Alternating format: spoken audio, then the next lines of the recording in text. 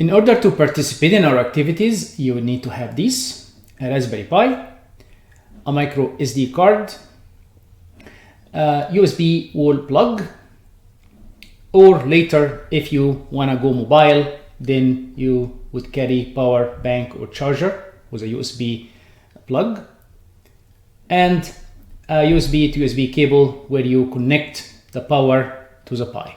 And there are two options of these, depending on the Raspberry Pi. These things you would need only one time till you establish the remote connection. So maybe you don't need to buy these. You could use something that you have at home or borrow from a family or friend, including a monitor that has HDMI input. It could be a TV as well. I need a mouse and a keyboard with USB connections. This is adapter to use to copy stuff from a computer to the micro SD card. You can have something like that as a USB to an SD card. One of them will do the job. And also you need an HDMI cable where you can connect the Raspberry Pi to the monitor. And there are two options depending on your Raspberry Pi. But again, all of these you would need only once till you establish the remote connection. There are many variations of the Raspberry Pi. I'm just listing the one I previously used.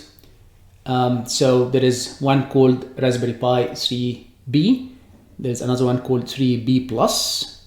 There's one called 4, and there's so many more. But these are the one I used, and they did the job that I was looking for.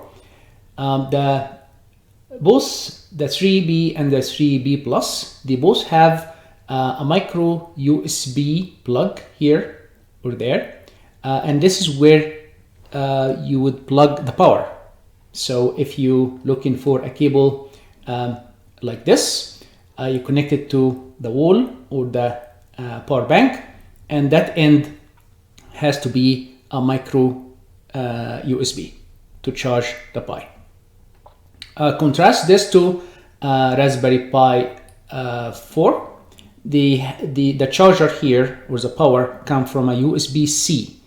So if you pick that option, your cable will look like USB-C here at this end, and that's what you plug to the power the Pi. In terms of the other difference in connection, for the Raspberry Pi 3s, your HDMI is a regular plug here. This is a regular size HDMI on the Raspberry Pi here or there. While in the Raspberry Pi 4, they use micro HDMI. So depending on the Pi you're getting, you might choose a different cable to connect to the screen, the monitor, or the TV. So on the TV or the monitor will be regular HDMI, and the other end here, depending on the Pi you're buying, whether if you get a Raspberry Pi 3, it's going to be a regular HDMI plug. If you're getting Raspberry Pi 4, it's going to be micro HDMI. They're different in price. Usually these are cheaper. They still do the job. If you're looking for more power, more memory, and more cores, processing cores, you might want to consider a Raspberry Pi 4.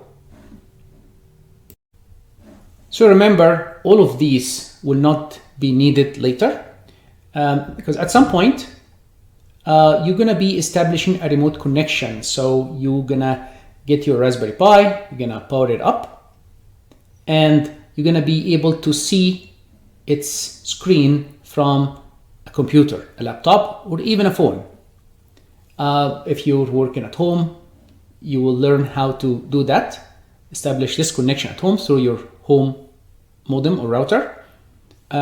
This also can be done even you're in a field, and you still can see the screen of your Raspberry Pi while you're going in the field and your computer is at home or in a different location.